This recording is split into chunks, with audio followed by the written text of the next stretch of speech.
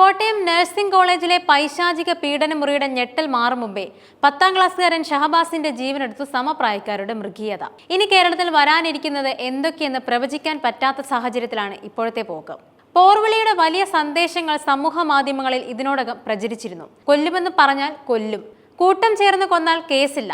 ഇതൊക്കെയായിരുന്നു അവരുടെ തന്റെടുത്തത്തിലുള്ള വാക്കുകൾ. നമ്മൾ മനസ്സിലാക്കേണ്ട കാര്യം, ഇങ്ങനെ ഫോൺ സന്ദേശം അയച്ച് തല്ലിക്കൊല്ലുന്ന മാനസികാവസ്ഥയിൽ കേവലം 15 വയസ്സുകാരാണ് എത്തി നിൽക്കുന്നത്. നഞ്ചക്കടക്കം ആയുധങ്ങൾ എടുത്താണ് സഹപാഠിയെ കൊന്നു തള്ളിയത്. നിലവിൽ ഈ സംഭവത്തിൽ പ്രതികളായ താമരശ്ശേരി ഹയർ സെക്കൻഡറി സ്കൂളിലെ 5 വിദ്യാർത്ഥികളെയാണ് കൊലക്കുറ്റം ചുമത്തി അറസ്റ്റ് ചെയ്ത് ജുവനൈൽ ജസ്റ്റിസ് ബോർഡ് മുമ്പാകെ ഹാജരാക്കിയത്. ഇവരെ വെള്ളിമാടുകുന്നിലെ ഒബ്സർവേഷൻ ഹോമിലേക്ക് മാറ്റിയിരുന്നു. മാത്രമല്ല 5 പേർക്കും SSLC പരീക്ഷ എഴുതാൻ അനുവാദവും ഉണ്ടായിരുന്നു. ഇതിനായി ആവശ്യമുന്നയിച്ചത് ക്രൂരമായ ഈ 5 കുട്ടികളുടെ മാതാപിതാക്കളാണ്.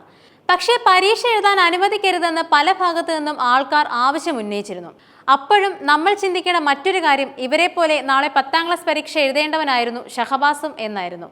പക്ഷേ കുട്ടികളുടെ ഇത്തരത്തിലുള്ള പോർവിളിയിൽ ഷഹബാസിന്റെ ജീവനാണ് അവസാനത്തിലേക്ക് പോയത്. തലയ്ക്ക് ഗുരുതരമായി പരിക്കേറ്റാണ് കോഴിക്കോട് മെഡിക്കൽ കോളേജ് ആശുപത്രിയിൽ വെന്റിലേറ്ററിൽ ഷഹബാസിനെ പ്രവേശിപ്പിച്ചത്. ഇത്തരത്തിൽ ഗുരുതരമായി പരിക്കേൽക്കാനുള്ള സാഹചര്യങ്ങൾ തുടങ്ങുന്നത് ട്രിസ് എന്ന ട്യൂഷൻ സെന്ററിൽ നിന്നായിരുന്നു. പരീക്ഷാകാലമായതുകൊണ്ടും സ്കൂൾ അടയ്ക്കേണ്ടതുകൊണ്ടും ട്യൂഷൻ സെന്ററിൽ അതിൻ്റെതായ തയ്യാറെടുപ്പുകളും ഉണ്ടായിരുന്നു. ഈ ട്യൂഷൻ സെന്ററിൽ നിന്ന് തന്നെയായിരുന്നു ഇത്തരത്തിൽ ഗുരുതരമായി പരിക്കേൽക്കാനുള്ള സാഹചര്യങ്ങൾ തുടങ്ങുന്നത്. പരീക്ഷാകാലത്തോടനുബന്ധിച്ച് ഇത്രയും നാളും തങ്ങളുടെ ട്യൂഷൻ സെന്ററിൽ പഠിച്ച കുട്ടികൾക്ക് നൽകിയ സെൻഡ് ഓഫ് ആയിരുന്നു ഇത്തരത്തിൽ ഒരു വലിയ കൊലപാതകത്തിലേക്ക് എത്തിച്ചത്.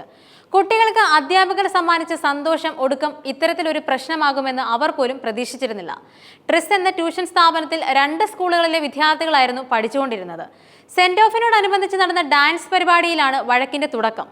കിലോമീറ്ററുകൾ മാത്രം വ്യത്യാസത്തിൽ സ്ഥിതി ചെയ്യുന്ന 2 സ്കൂളുകളിലെ വിദ്യാർത്ഥികൾക്കിടയിലെ കളിയാക്കലുകളും പോർവിളിയുമാണ് ഇതിന്റെ തുടക്കം. താമരശ്ശേരി വൊക്കേഷണൽ ഹയർ സെക്കൻഡറി സ്കൂളും MJ സ്കൂളുമായിരുന്നു അത്.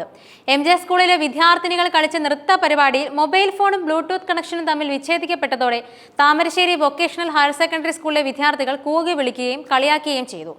ഇതോടെയാണ് സംഘർഷത്തിന് തുടക്കമായത്. എന്നാൽ തുടങ്ങിവെച്ച സംഘർഷത്തെ അധ്യാപകർ ചേർന്ന് രമ്യതയിലാക്കിയിരുന്നു. തുടർന്ന് അധ്യാപകരുടെ നിയന്ത്രണത്തിൽ തന്നെ 2 വാട്സപ്പ് ഗ്രൂപ്പുകൾ വെവ്വേറെ 2 സ്കൂളുകളുടേതുമായി ക്രിയേറ്റ് ചെയ്യുകയും ചെയ്തു.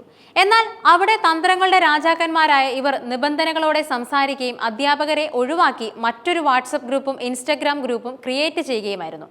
ഇതേ തുടർന്ന് ഗ്രൂപ്പുകളിൽ കൊലവിളിയുടെ വൻ ചർച്ചകൾ തന്നെ തുടങ്ങി. ഒടുക്കം ട്യൂഷൻ സെന്ററിലെ വിദ്യാർത്ഥി പോലുമല്ലാത്ത ഷഹബാസിനെ തല്ലാൻ കൂട്ടുവിളിച്ചു വരുത്തുകയായിരുന്നു. ഒടുക്കം വൈകുന്നേരം സഹോദരങ്ങൾക്ക് പലഹാരം വാങ്ങാൻ ഇറങ്ങിയ ഷഹബാസിനെ വീട്ടിൽ വന്ന് കൂട്ടിക്കൊണ്ടുപോയായിരുന്നു തല്ലിന് തുടക്കം. തുടർന്ന് 3 തവണയായിട്ടാണ് ഏറ്റുമുട്ടലുകൾ ഉണ്ടായതും. ഒടുക്കം നഞ്ചക്ക് വെച്ച് ഷഹബാസിനെ തലയ്ക്കടിക്കുകയായിരുന്നു. വഴക്ക് ഗുരുതരമായി തോന്നിയതോടെ ഷഹബാസിനെ വീടിന്റെ പരിസരത്ത് ഉപേക്ഷിക്കുകയും ചെയ്തു.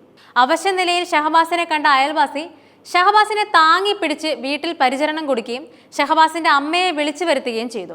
എന്നാൽ വീട്ടിൽ വന്നതിന് ശേഷം ഒന്ന് കിടക്കണമെന്ന് മാത്രം പറഞ്ഞ് ഷഹബാസ് പിന്നീട് ബോധം മറയുകയും ഛർദ്ദിക്കുകയുമായിരുന്നു. തുടർന്ന് കോഴിക്കോട് മെഡിക്കൽ കോളേജിൽ പ്രവേശിപ്പിച്ച ഷഹബാസ് മരണമടയുകയായിരുന്നു.